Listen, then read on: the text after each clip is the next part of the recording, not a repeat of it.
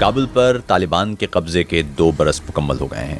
15 اگست 2021 کو امریکی اور نیٹو فورسز کے انخلاء کے فوری بعد طالبان نے کابل پر قبضہ کر لیا تھا، جبکہ صدر اشرف غنی اور افغان سیکیورٹی فورسز مقابلے کی بجائے فرار ہو گئے تھے۔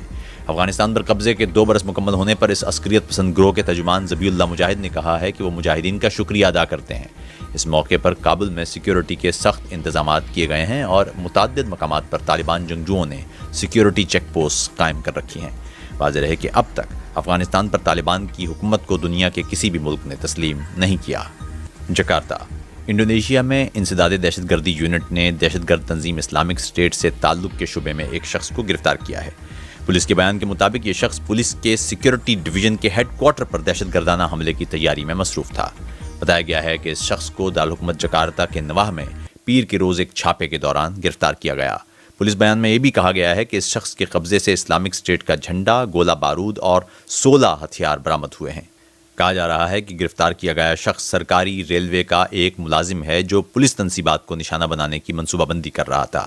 واشنگٹن، امریکہ، جاپان اور جنوبی کوریا بیلسٹک میزائل، دفاعی نظام اور ٹیکنالوجی کے شعبے میں عسکری تعاون میں وسعت لانے کے خواہاں ہیں۔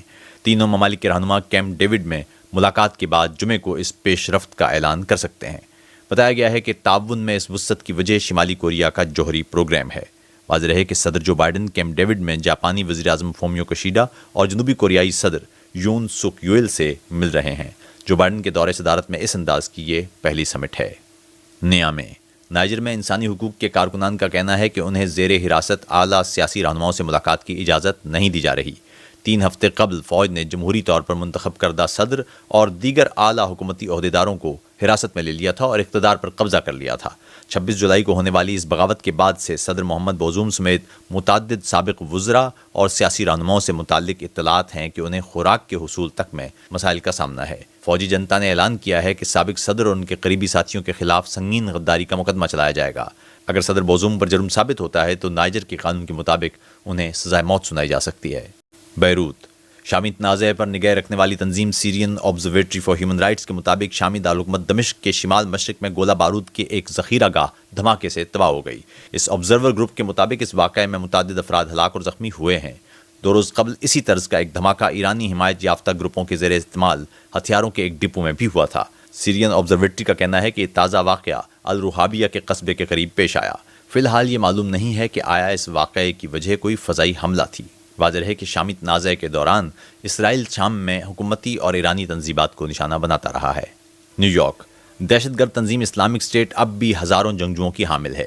یہ بات اقوام متحدہ کے ماہرین کی جانب سے پیر کو جاری کردہ ایک رپورٹ میں کہی گئی ہے۔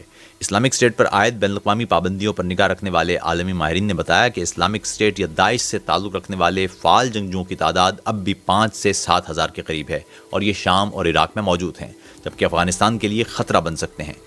ابو ظہبی، متحدہ عرب امارات نے سوڈانی جنگ کے لیے ہتھیاروں کی ترسیل کی خبروں کی تردید کی ہے۔ اس سے قبل اطلاعات سامنے آئی تھیں کہ متحدہ عرب امارات کی جانب سے سوڈان کو بھیجے گئے امدادی سامان میں ہتھیار پائے گئے ہیں۔